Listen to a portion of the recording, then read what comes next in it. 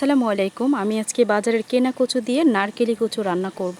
এখানে আমি চিংড়ি মাছটাও ব্যবহার করব। তো প্রথমে কচুটা সুন্দর করে কেটে তারপর হালকা তেলে ভেজে নিয়েছি এবং এরপরে আরও কিছুটা তেল দিয়ে তারপর পাঁচফোড়ন দিব। পাঁচফোড়ন দেওয়ার পরে বেশ খানিকটা রসুন থেতলে রেখেছিলাম সেটা দিয়ে দিব।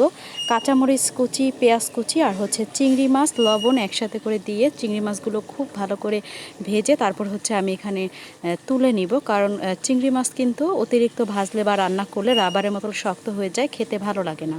তো এইভাবে কিন্তু আমি তারপরে গুঁড়া যে মশলাগুলো থাকে, ধনে গুঁড়া, হলুদ গুঁড়া, মরিচ গুঁড়া, এগুলো দিয়ে তারপরে আমি এখানে আদা রসুন বাটাটা আবার দিব।